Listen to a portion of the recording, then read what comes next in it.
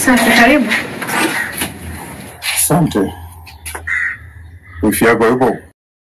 Yupo ndani kapumzika. Naomba tuongee mara moja. Sawa. Lizi ndugu wangu.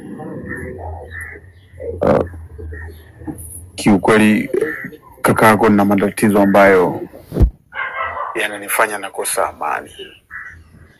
Na sidhani kama nitapata amani nisipomaliza haya matatizo. Matatizo gani hayo kakaangu?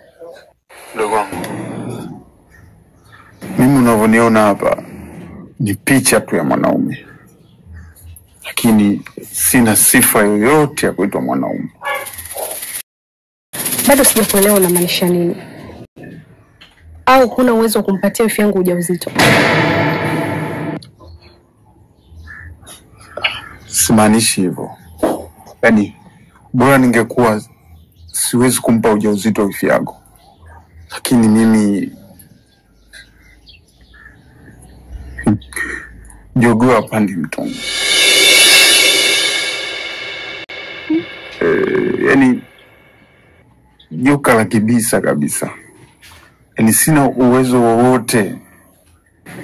Na hii yote imetokana kwa bahati mbaya.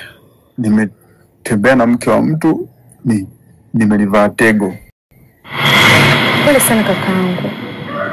Kwa hiyo ushawahi kufanya mpango wote wa kwenda hospitalini ukatafuta dawa ya kujitibia? Na hiyo ndo sababu ambayo imenifanya nikuite tuongee. Maana hakuna mtu yoyote ambaye anaweza kunisaidia isipokuwa ni wewe. Nilibahatika kwenda kwa wataalamu. Wakaniambia kwamba ugonjwa wangu unaweza kutibika. Na wakanipa dawa.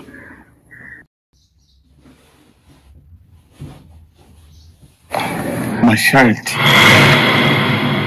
ya hiyo dawa, wakaniambia kwamba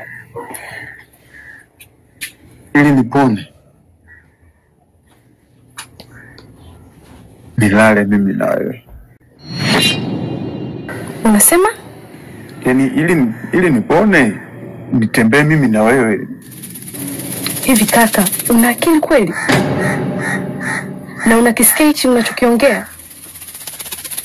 Mimi wewe kakaangu, sitoweza kulala na wewe. Siwezi kabisa kufanya hicho kitu. Lakini Lizi, ni dawa. Sitaki.